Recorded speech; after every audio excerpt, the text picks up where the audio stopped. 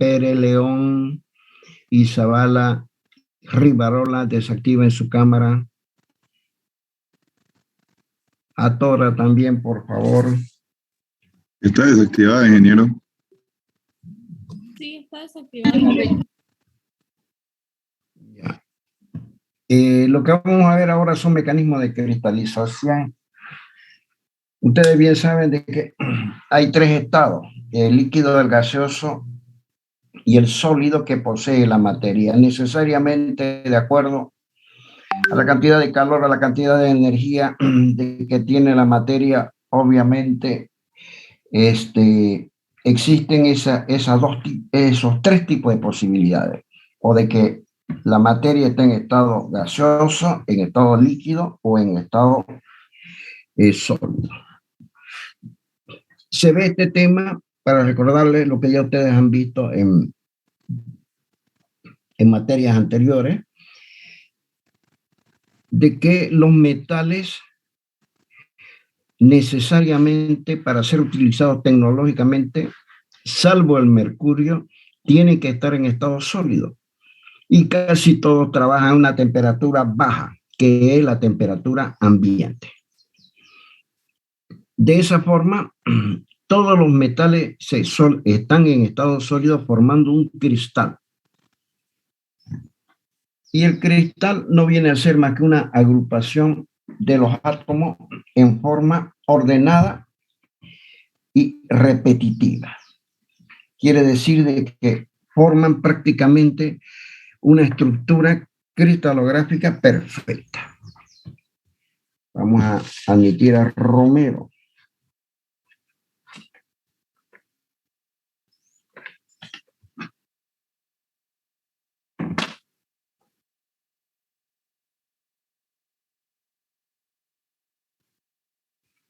Vuelvo a repetir entonces. ¿Cómo se encuentra la materia? Para utilizarla tecnológicamente, casi siempre para nuestra profesión en estado sólido. Y de esos tres estados elegiré el estado sólido, casi siempre temperatura ambiente, salvo en los lugares donde esté expuesto excesivamente al calor. ¿Cómo estarán los metales? Los metales estarán siempre en una estructura cristalina, es decir, que los átomos se encuentran de forma ordenada entre sí, y ese orden se repite cíclicamente para formar un cristal que viene a ser una estructura perfecta. Es por eso que los metales necesariamente son utilizados tecnológicamente. ¿Por qué? Porque presentan la estructura cristalina. Ahora la pregunta está: ¿qué energía poseen? O posee la materia? Vamos a hablar específicamente de los metales. Tienen dos clases de energía, una cinética y una potencial. La potencial está en función de la distancia que se contrasen los átomos entre sí. Quiere decir que en estado gaseoso los átomos están muy distantes entre sí, por eso es que el material puede moverse libremente en el espacio, dado que los átomos están muy distantes entre sí. Tienen mucha energía potencial, mucha distancia entre sí. Estarán en estado líquido si esa energía potencial disminuye, y en consecuencia los átomos estarán más juntos entre sí. El líquido está contenido dentro del recipiente en el cual ellos reposan. Y estarán en estado sólido si aún pierden más energía potencial y los átomos se juntan cada vez más. Bien, quiere decir que en estado sólido, baja energía potencial; en estado líquido, mediana energía potencial; en estado gaseoso, gran energía potencial. Y la energía cinética, que es la otra energía que los átomos poseen en la materia, depende del movimiento de los átomos.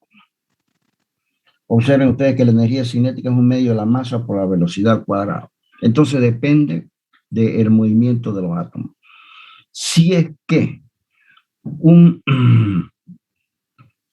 una materia se encuentra en estado gaseoso, o sea, una gran energía potencial y una gran energía cinética. Quiere decir que los átomos están muy alejados entre sí y en un gran movimiento. Si pierde calor, pierde energía potencial la materia y pierde energía cinética. Los átomos estarán más juntos entre sí y con menor movimiento.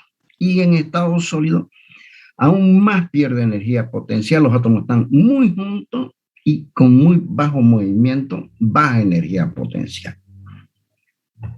Esas son las características de la materia, que posee una energía potencial de acuerdo al estado, energía cinética. La pérdida de todas ellas significa pasar de un estado a otro. ¿Y qué significa la temperatura?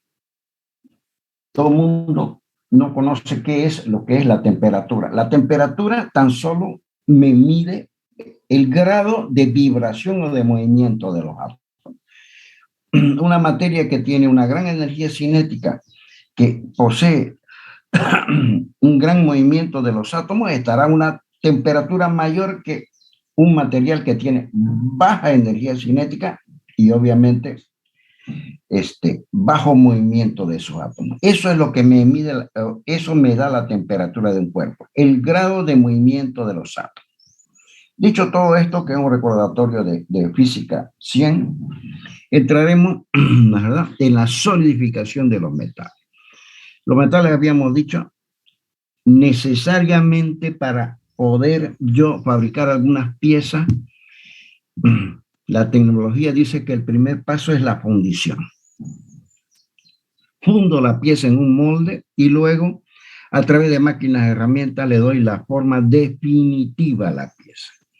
Quiere decir de que debo saber qué sucede con los metales cuando ellos pasan del estado líquido al estado sólido.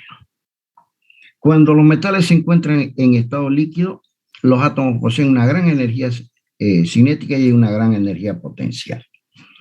Pero a medida que se va solidificando, se van formando núcleos pequeños como los rojos, ¿verdad? Perdón.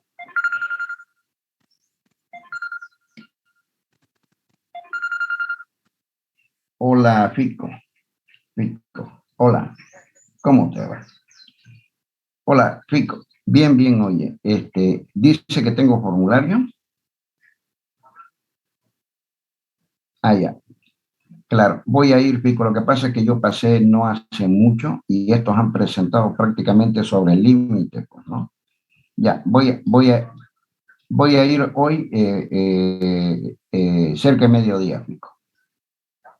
¿De acuerdo? Ok, un abrazo. Nos vemos. Ya, gracias. Ya, bueno. Ya. Chao.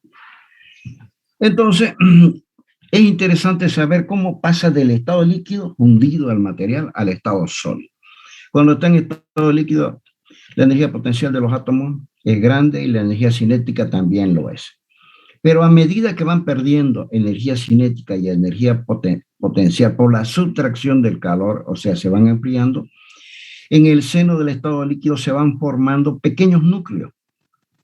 Y esos pequeños núcleos, la verdad,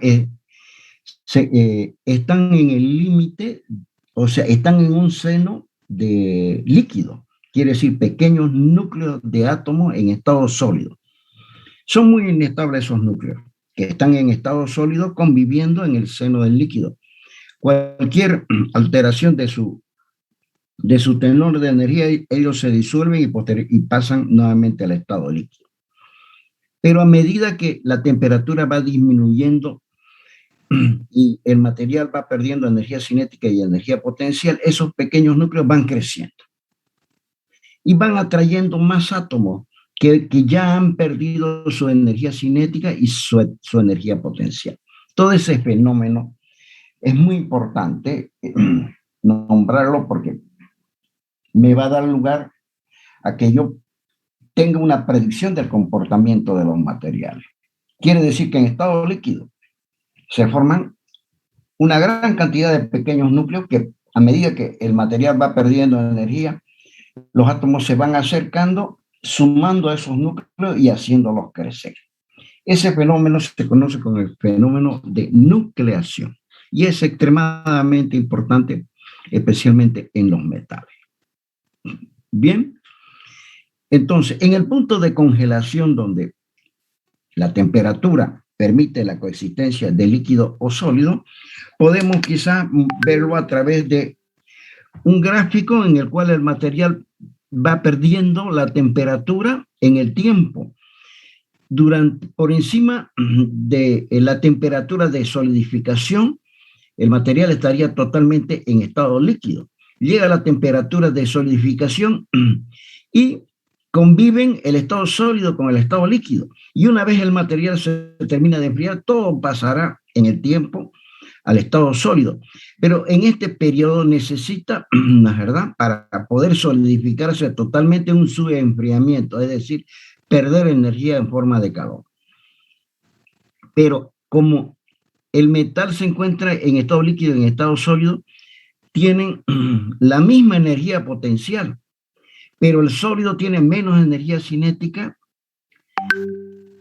que el líquido y en consecuencia es necesario el subenfriamiento. Ese enfriamiento, ¿no es verdad? Se produce hasta que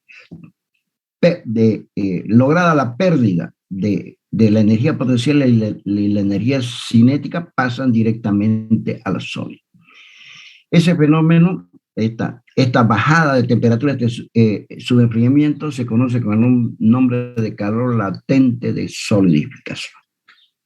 Bien, repitiendo nuevamente la curva: estado líquido por encima de la temperatura de solidificación, por debajo de ella estado sólido, y en este periodo convivencia de líquido más sólido, pero debe sufrir un subenfriamiento, calor latente de solidificación, de forma tal de que el líquido pase totalmente al estado sólido. Entonces, el material va creciendo en su sólido y disminuyendo obviamente el líquido. Crece tanto los núcleos en el fenómeno de nucleación que es como si creciese un arbolito. Se van juntando los átomos en estado sólido del metal, se van juntando al sólido, pasando del líquido al sólido, y forman un arbolito, una estructura, un núcleo cada vez más grande, que se conoce con el nombre de dendrita. Esta es una microfotografía de una dendrita en el estado líquido, donde la dendrita ya está en estado sólido. Pero los átomos en el metal se van aunando o sumando al sólido en forma cristalina, formando una estructura cristalina. Quiere decir que estarían ordenados y juntos y perfectamente ordenados. Esa es una gran propiedad del material o del metal que me permite estudiarlo con mayor detenimiento, y por eso es que se usan metales para la fabricación de las piezas. Esta, en consecuencia, será la dendrita. Podemos asimilar que primero habrán pequeños núcleos dentro del líquido, que es el blanco. Esos núcleos serían los rojitos. A medida que se le van sumando los átomos, a los núcleos van creciendo en forma de dendrita, y cada vez habrá más sólido y menos líquido. Acá ya está el metal casi totalmente solidificado, casi ya no hay líquido y está totalmente sólido, para formar posteriormente el sólido completo, que viene a ser muchas dendritas que crecieron tanto que consiguieron que el material esté totalmente sólido, no haya una sola gota de líquido, y las dendritas crecen tanto hasta que forman algo que se llama grano. En otras palabras, los metales son una bolsa de arroz formado por granos. Cada grano tiene una estructura cristalina determinada, regular y repetitiva. Vuelvo a repetir, cada grano es un pedacito de material que tiene una estructura cristalina, regular y repetitiva.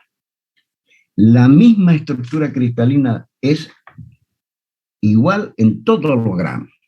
Nada más que ellos tienen diferentes, digamos, orientaciones. Observen ustedes que aquí los granos en blanco de este material tienen una orientación, pero todos tienen una estructura cristalina. Están apilados de forma regular y repetitiva, versus este otro pedazo de material o este otro grano del material, donde los átomos tienen otra orientación, pero la misma forma de agruparse del otro grano.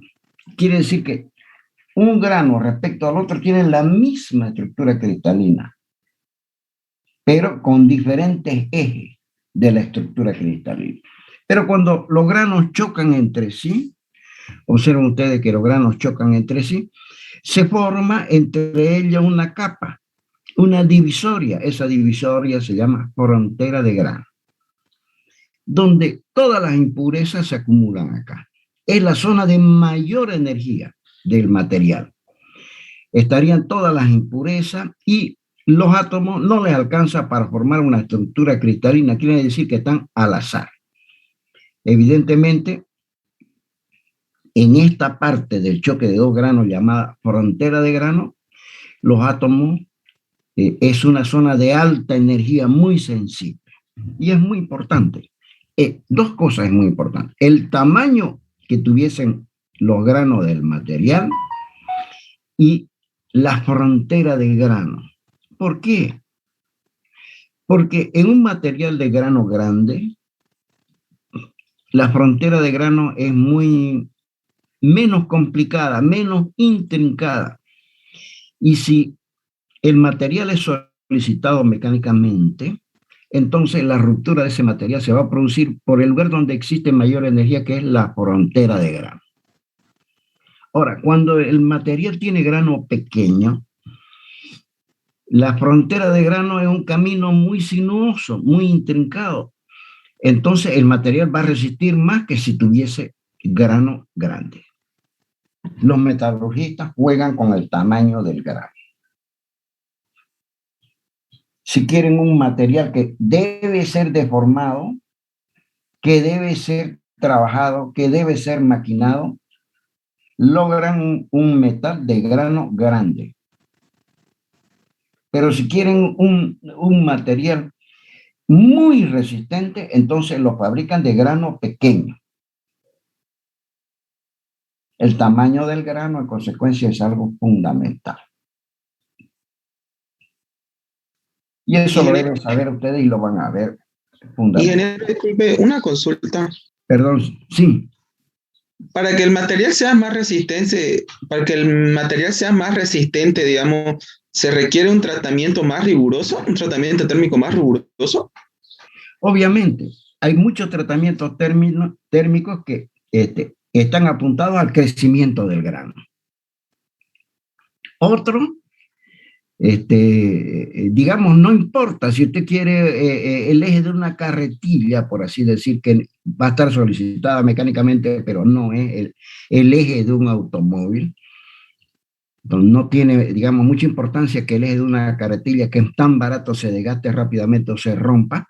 Entonces el eje de una carretilla, no importa el tamaño del grano, normalmente de grano grande. Pero si usted quiere el eje de un automóvil donde van a ir personas, entonces fabrica un material de grano pequeño. La importancia, y eso se consigue a través de todos los tratamientos, de algunos tratamientos térmicos, no todos están orientados.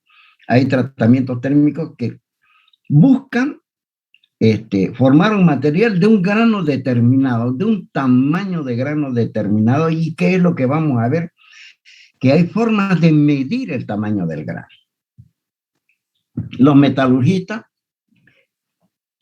saben el tamaño del grano de un material de acuerdo a la pieza que vayan a fabricar. Por eso es importantísimo.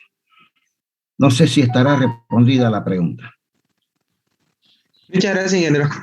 Muy bien, entonces, el tamaño del grano es digamos, es un dato tecnológico que los metalurgistas conocen, ¿verdad? Y saben medirlo. Pueden observar el material para saber qué tamaño de grano, porque ellos necesitan. Digamos, si usted va a construir una máquina eléctrica donde es necesario establecer un gran campo magnético en ella, no lo va a fabricar de grano grande porque las líneas magnéticas les cuesta atravesar un material de grano pequeño. Entonces lo fabrican del tamaño de grano más grande, en el entendido que el estator de un motor eléctrico es estático. El eje de ese motor será construido de grano pequeño porque el eje de ese motor recibirá grandes solicitaciones mecánicas y en consecuencia estamos hablando de la misma composición química, ¿no? un material de grano grande tiene la misma estructura, si es que tiene la misma composición química que un material de grano pequeño. Cada grano tiene, si es, digamos, un acero determinado, el grano grande de uno de ellos tiene la misma estructura cristalográfica de un grano pequeño, lo que varía el tamaño del grano y eso le da la resistencia necesaria. El crecimiento del grano está en función de cómo yo juego con la temperatura. Si el enfriamiento, la verdad, es muy lento, habrán muy pocos núcleos que se forman al inicio, grano grande. Si el enfriamiento es muy rápido, muchos núcleos se forman rápidamente, grano pequeño. Y es un factor importantísimo y he hecho esta introducción porque lo que vamos a ver ahora es cómo ver el grano. Hay instrumentos para medir el grano y es una tarea de rutina que los metalurgistas consiguen materiales de un tamaño de grano o de otro tamaño de grano de acuerdo a la pieza que vayan a construir. Bien, entonces yo juego obviamente con el tamaño de grano. Tamaño de grano grande rápidamente se rompe, tamaño de grano pequeño necesito mayor energía para romperlo. Y lo que vamos a ver ahora es precisamente está relacionado con el tamaño del grano y esta ciencia, esta parte de la metalurgia se llama, posee el nombre de metalografía. ¿Qué viene a estudiar la metalografía? Estudia las características de una aleación. Bien. ¿Qué fases tiene? ¿Qué impureza tiene? ¿Y qué tamaño de grano tiene? Y le digo que todas las acerías poseen una gran experiencia en el estudio metalográfico de los materiales. Jamás lanzan un material al mercado si es que yo no poseo un conocimiento exhaustivo de la metalografía. ¿Qué necesita la metalografía para poder estudiar el tamaño del grano? Las impurezas que tuviesen, cómo son las fronteras del grano, las impurezas que tuviesen, qué fases tiene, ¿verdad? Utilizan una herramienta que se llama el microscopio metalográfico. De nada sirve tratar de observar el grano a simple vista. Necesito esa herramienta llamada microscopio metalográfico. En toda la metalurgia hay un salón inmenso donde están los microscopios metalográficos para que los metalurgistas, una vez producido el material, digamos, les encargan un eje, acero para un eje, y le dan el tamaño del grano. El uso válido. Entonces, la herramienta más importante es el microscopio metalográfico y le digo que en las acerías, por lo menos las que yo he visitado, hay muchísimos microscopios metalográficos y más aún, antes un microscopio metalográfico era una herramienta extremadamente cara, eran alemanes o suizos. Ahorita todo el mundo, hasta los chinos, fabrican microscopios metalográficos. Bien, ¿y qué es lo que se determina? El tamaño del grano, la forma y distribución de varias fases o inclusiones en el entendido de que se define como fase algo distinto que yo veo desde el punto del microscopio metalográfico. ¿Verdad? Puedo ver qué tratamiento térmico es realizado. Si el tratamiento térmico está orientado al crecimiento del grano, entonces veo y me revela que el grano es grande. Si el grano sigue siendo pequeño, entonces el tratamiento térmico que yo he aplicado no sirve. ¿Verdad? Que revela el tratamiento térmico y mecánico del material. Esas tres determinaciones son importantísimas. Y, perdón, para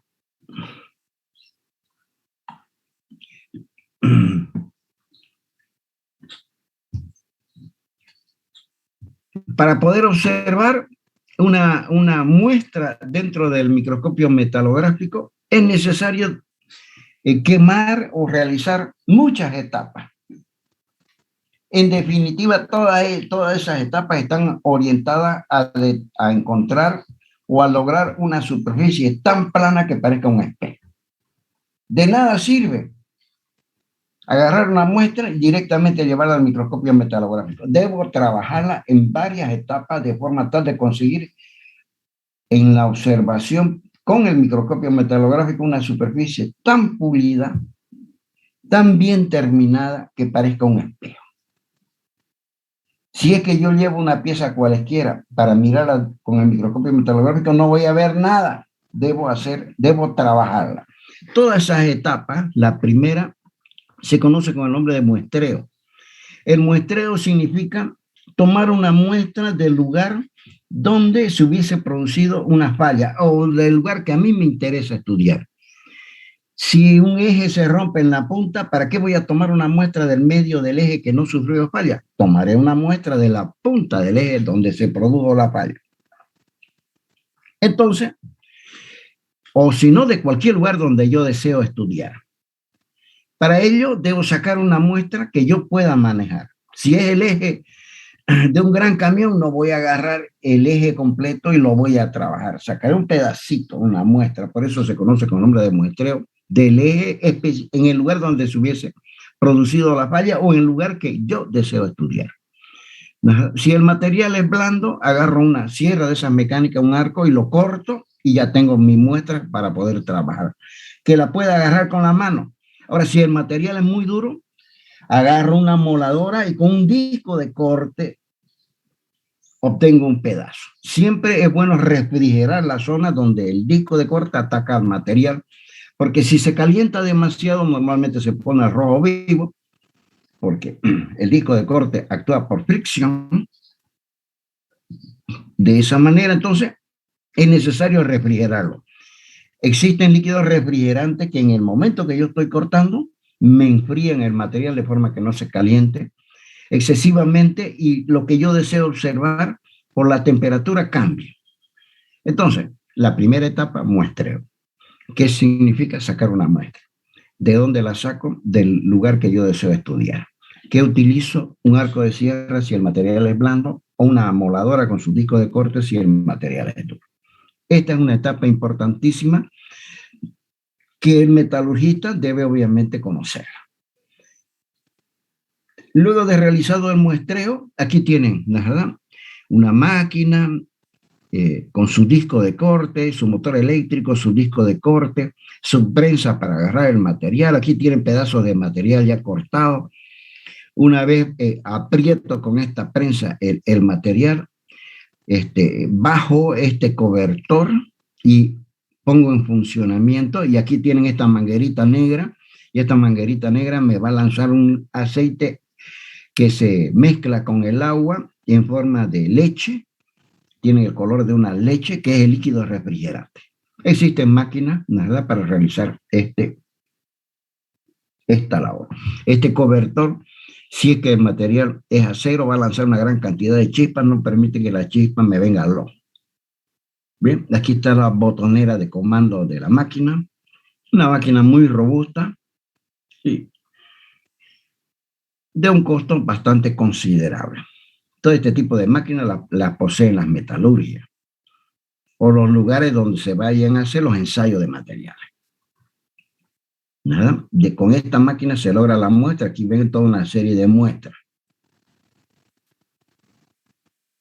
Los fabricantes las ofrecen. Hay multitud de modelos, de tipos, de tamaños de este tipo de máquina en el mercado. El otro paso es empezar. La moladora, o sea, el disco de corte, me va a dejar huellas muy profundas, zanjas en el material, muy profundas. Debo borrarla para que el material esté perfectamente pulido. Eso se conoce con el esmerilado burdo o tosco. Para lo cual, para los materiales blandos duros, se usa tela esmeril. La tela esmeril, la lija para lijar madera es un papel cubierto de material abrasivo. La lija para lijar hierro es una tela, por eso se conoce tela con un esmeril, o sea, con un material abrasivo para lijar el hierro. Bien, si el papel ustedes lo mojan, todo el material abrasivo se desprende del papel, la lija muere. Pero la lija, la tela esmeril, ustedes la mojan y el material abrasivo queda pegado a la tela. Entonces, la muestra se debe siempre mover, si en este caso el sentido de la raya es vertical, la muestra debe moverse en forma horizontal. De esa manera empiezo, ¿verdad? Uso una serie de lijas, empiezo yo a borrar la raya. Porque si yo llevo la muestra esta al microscopio metalográfico, no veré absolutamente nada. Debo empezar con el esmerilado burdo a borrar la raya, las zanjas profundas que ha dejado el disco de corte. Muchos materiales son muy pequeños. Digamos, la cabeza de un alfiler, yo deseo estudiarla, pero no la puedo agarrar con mis deditos. No podría manejar la cabeza de un alfiler con la mano, entonces recurro al montaje. Hay dos clases de montaje. El montaje mecánico, que no viene a ser más que una prensita, donde la muestra o la probeta estará en forma oscura y la sujeto a través de elementos roscados y dos placas, donde normalmente se le suele poner en la intersección entre la muestra y las placas de la prensita, una placa de cobre, para que toda esta superficie quede perfectamente plana. Esto es cuando la muestra es relativamente pequeña. Ahora, cuando la muestra es muy, pero muy pequeña, utilizo el montaje químico, donde en un recipiente pongo un material que se llama baquelita, que es normalmente un polvo, y ahí pongo la muestra. Ese material se calienta a 150 grados centígrados y se le aplica una presión de 4.000 libras por pulgada cuadrada y se lo deja enfriar, y el polvo se convierte en un sólido llamado baquelita. Y ahí estaría la muestra, y luego todo este pedazo o todo este volumen que es más grande lo puedo manejar con la mano. O sea, el montaje químico se puede hacer a través de la baquelita. Bien, la baquelita viene de diferentes colores. Los fabricantes las ofrecen de color blanco, negro, azul, verde, de todos colores. De esa manera yo, digamos, tengo una muestra muy especial, y para esa muestra muy especial voy a escoger el color verde. Entonces, todas las muestras especiales serán color verde. Las muestras que no me interesan serán de cualquier otro color, pero las muy especiales serán de color verde. Otro material que se usa es la lucita. La lucita es una resina termoplástica, lo mismo que la baquelita, que también debe ser calentada a 150 grados centígrados y también con una presión de 4.000 libras por pulgada cuadrada. Y ahí quedan metidas las muestras para poder manejarlas para los pasos posteriores. Nada más que la lucita es transparente. La baquelita es opaca.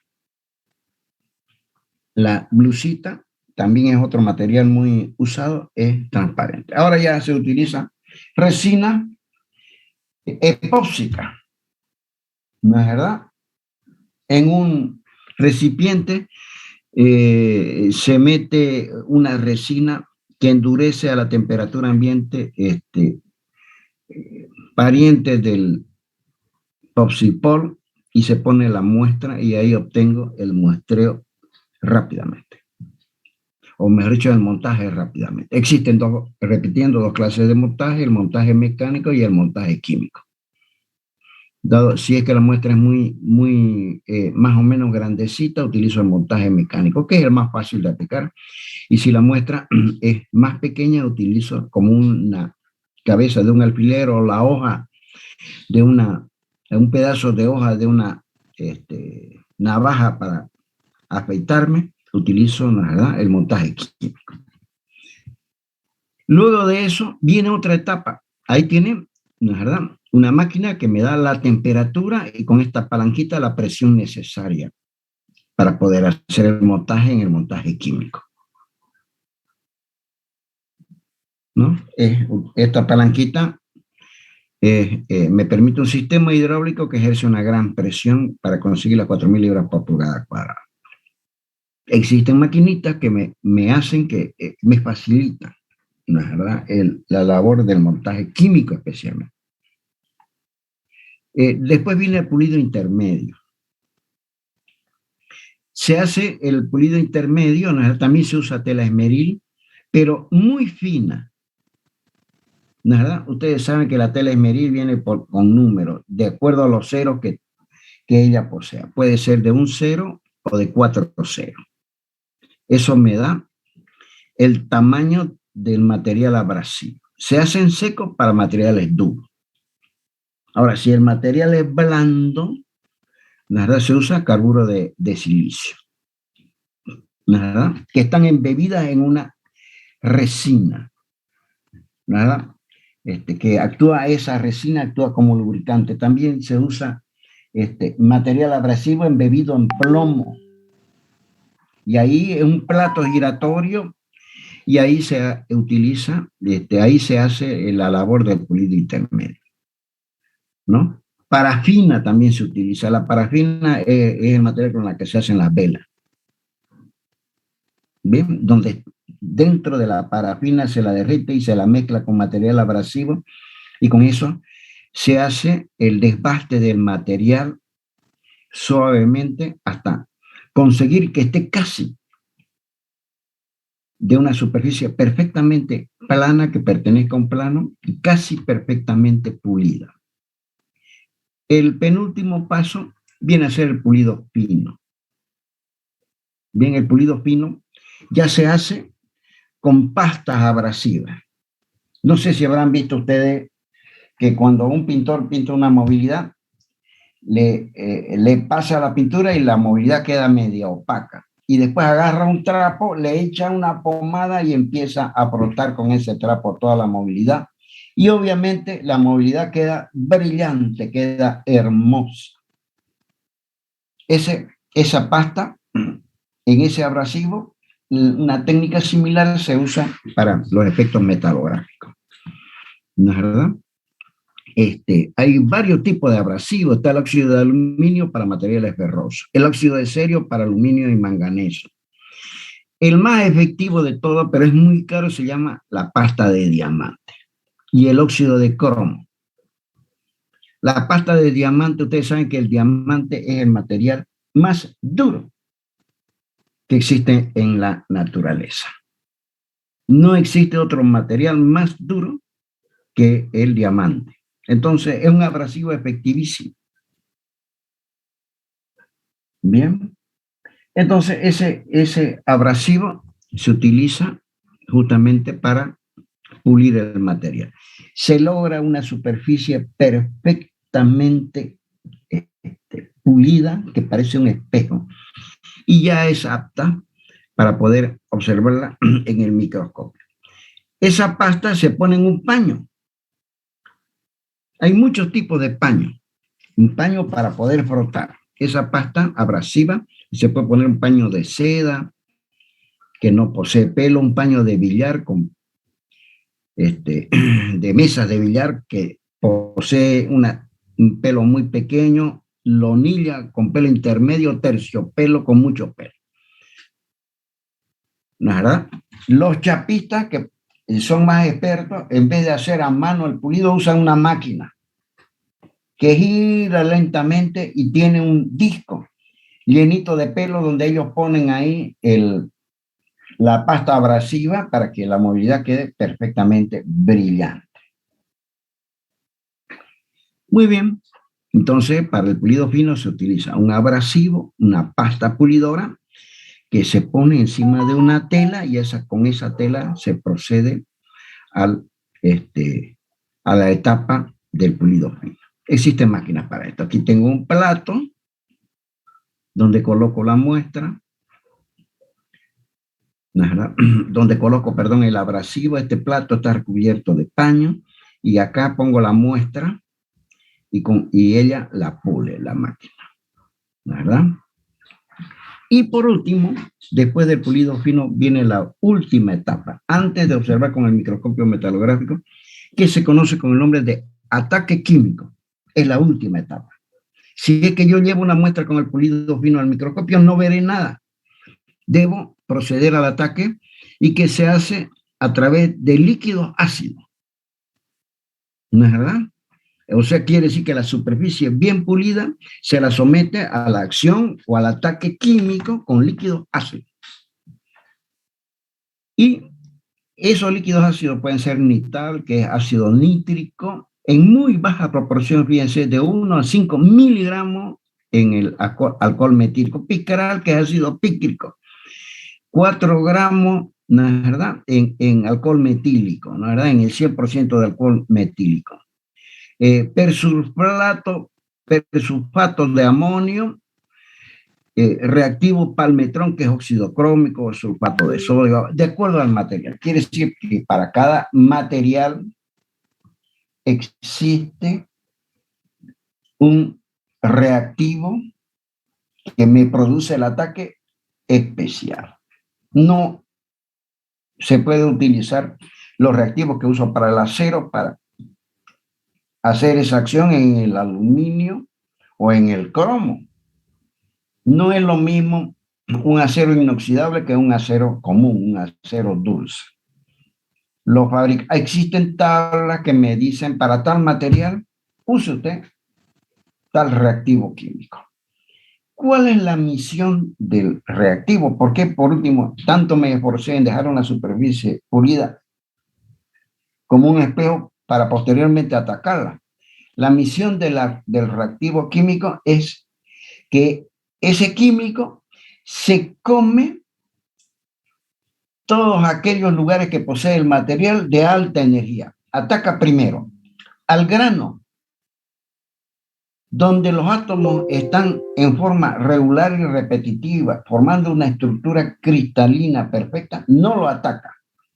Ataca los lugares de más alta energía. ¿Cuáles serían esos lugares de más alta energía? En primer lugar, la frontera de grano. Se la come la frontera de grano. Donde existe frontera de grano deja una zanja. Donde hay un pedacito de impureza, se come la impureza. ¿De acuerdo? Esa es la misión del ataque. Atacar la zona del material de más alta energía. Frontera de grano, impureza. Va a atacar el grano de diferentes formas si es que él tiene diferentes fases.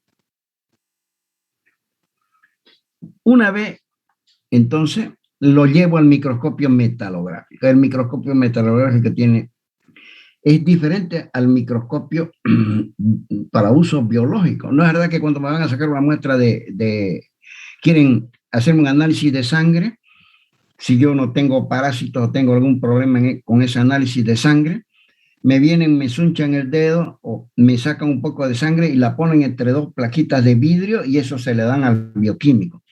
Y el bioquímico determina qué problemas en mi sangre tengo yo por un microscopio cuya fuente luminosa está por debajo de la muestra, así que el haz luminoso traspasa la muestra y la lleva hasta el ocular del instrumento.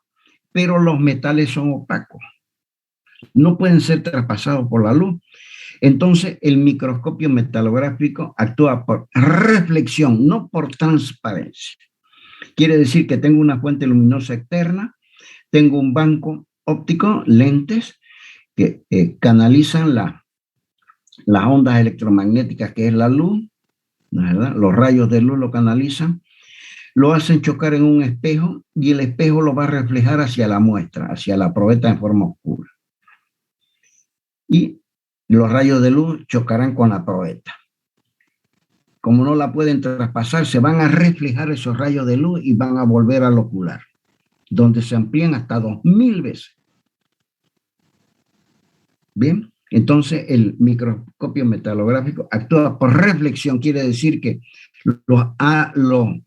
el haz de luz que incide o que choca contra la probeta rebota, se refleja para pasar por un banco óptico y llegar hasta el ocular, quiere decir donde está el ojo, y en definitiva lograr la ampliación como hasta 2000 veces.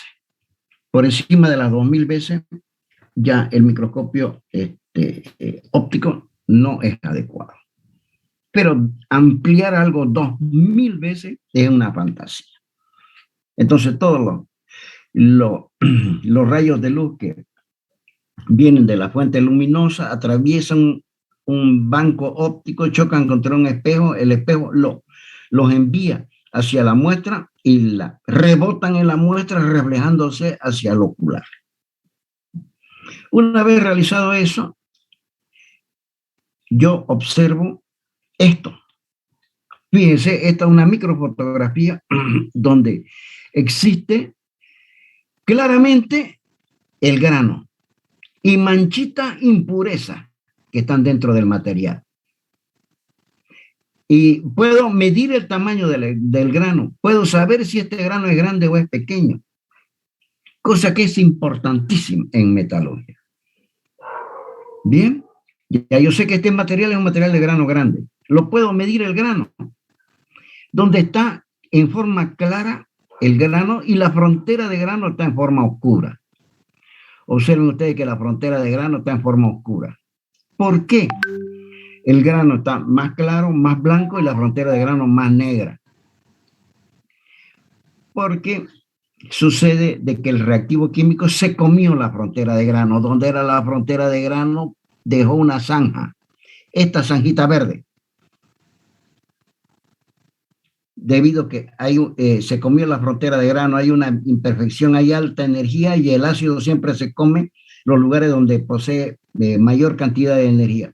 Quiere decir que la luz, acá el grano lo veo más claro porque posee obviamente mayor luz y veo la frontera de grano más oscura porque no tiene la misma cantidad de luz que posee el grano. El grano claro, gran cantidad de luz, la frontera oscura, poca luz.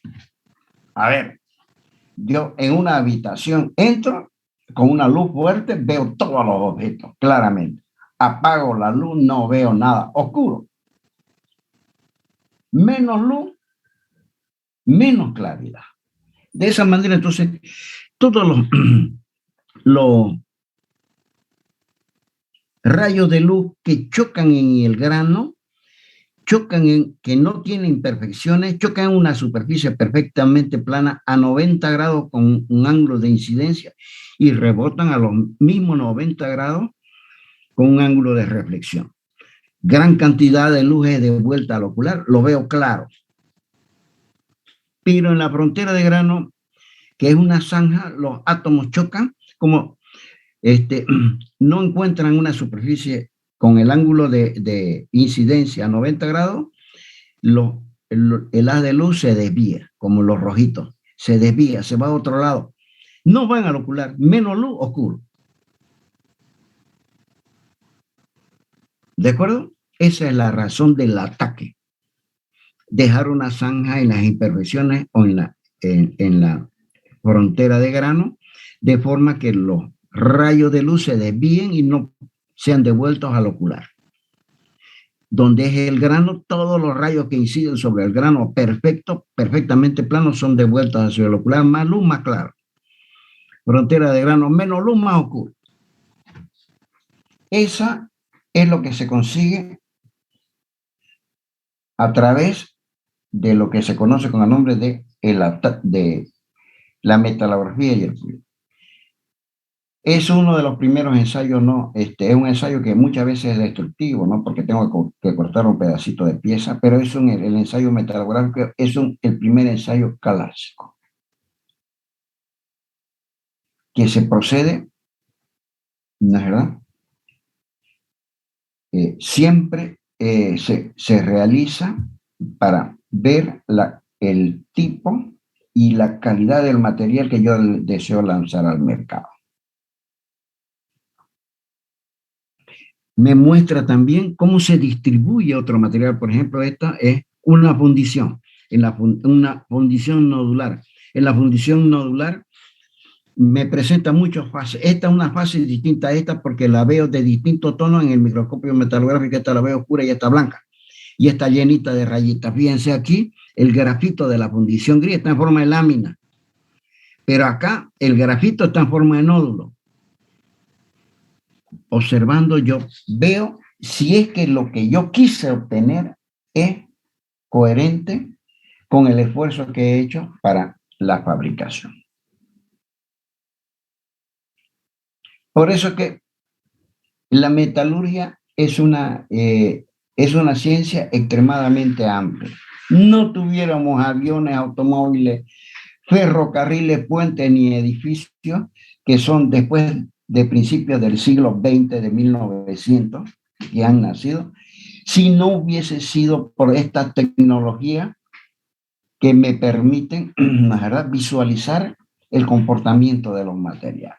¿De qué sirve producir un material si es que yo no sé cómo se va a comportar? De por ahí trabaja bien 2 días y al tercer día se rompe. Yo debo producir un material que puedo predecir su funcionamiento correcto con el tiempo. Y en eso ayuda mucho la metalografía. No existiría el mundo actual si los materiales no hubiesen sido estudiados, no hubiese progresado la metalurgia. Durante más de 100.000 años, el ser humano no tenía conocimiento metalográfico. Hacía todo por acierto y error.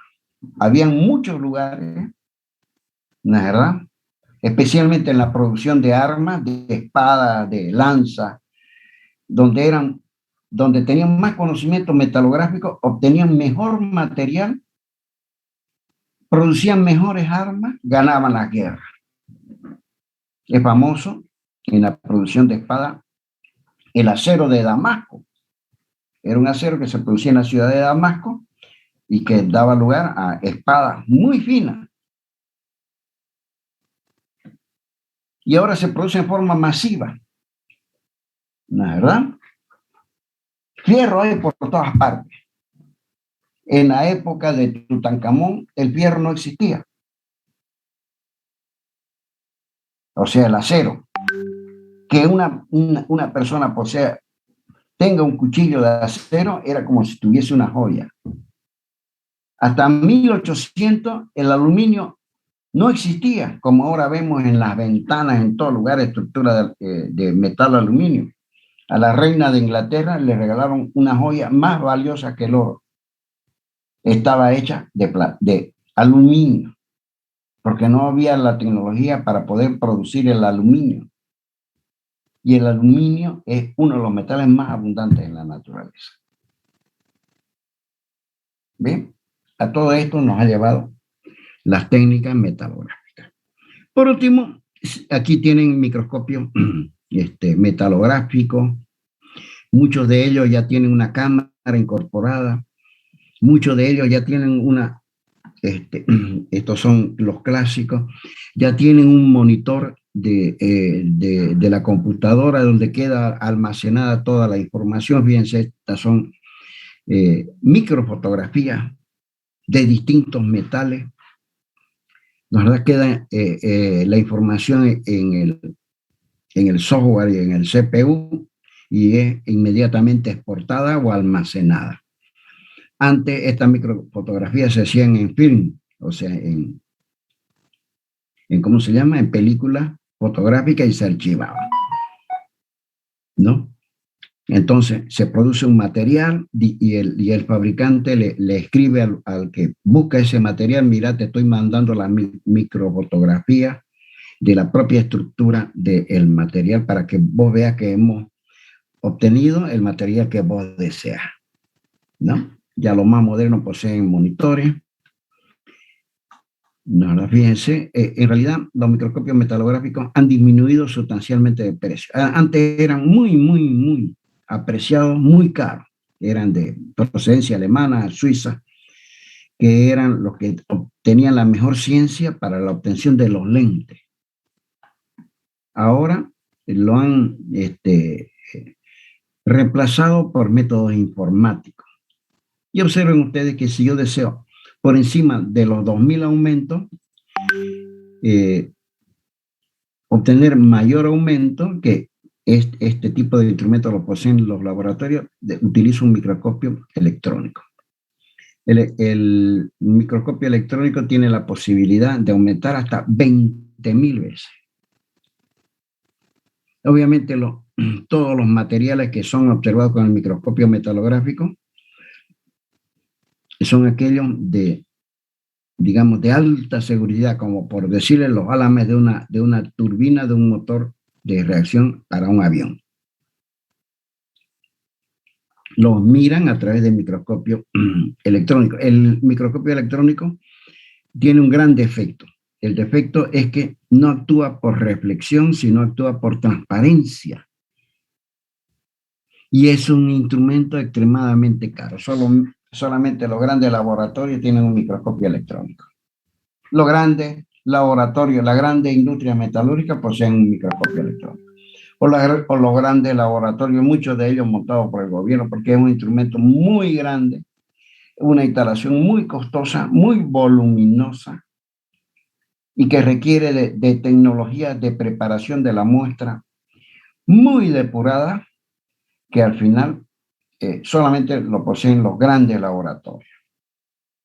Bien, con lentes especiales, con tecnologías especiales, puedo aumentar, la verdad, la visión hasta 100.000 veces.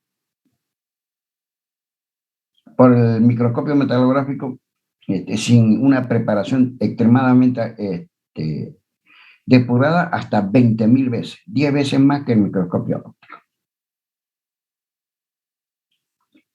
De esa manera, entonces, se estudian los materiales para poder lanzarlos al mercado. El tipo que consigue un mejor, por eso es que la ciencia de los materiales da lugar a una profesión, donde grandes ingenieros se imaginan si el día de mañana yo invento un material más barato que el acero, superior al acero, ¿verdad? Que pueda producirse en forma masiva. El país que lo invente o la compañía que invente eso se va a volver inmensamente rica, porque va a dejar de lado al acero. Es lo mismo que el estaño era antes absolutamente apreciado, porque gran parte de las conservas, los alimentos se preservaban en tarro y ahora ya se preservan en plástico. ¿No es verdad? Entonces el estaño perdió un mercado, el plástico lo desplazó. No es tan importante, antes era un material estratégico. Muy bien, chicos, no es más por hoy. Los voy a esperar el próximo miércoles. Les aclaro sí lo siguiente. Estamos a un ritmo bastante bien. Vamos a, según mi cálculo, vamos a terminar a fines de noviembre, máximo la primera quincena de diciembre, para que pasemos una feliz Navidad y un hermoso año nuevo, libre de esta materia. Y lo voy a esperar el día miércoles, en horario de clase. Y les aclaro que vamos a estar en condiciones de dar el primer examen una vez concluido el mes de octubre. Bien, ahí vamos a dar el primer examen en forma, creo que virtual. Ustedes son hartísimos. Se han incrementado a cerca de 90 personas. 90, 91 ya son actualmente. Les recomiendo, eso sí, la asistencia, porque aquel que no asista, ya hay varios que no han asistido de una vez, ni le voy a tomar el examen. Porque hay que tener un grado de disciplina adecuado. Muy bien, chicos, por favor, a medida que vaya yo nombrando, rápidamente me van mostrando su hermoso rostro para que yo nombre primero a Cepita Ariel Pablo. ¿Está, Cepita? Sí, profesor, estoy. Vamos, Cepita. ¿Puede ver? Presente. Ya, gracias, Cepita. Zapata, Morón. Presente, Vamos, ingeniero. Zapata, si está en la reunión, tiene que mostrarse, Zapata. Ya, gracias, Zapata. Zavala, Ernesto. Miren.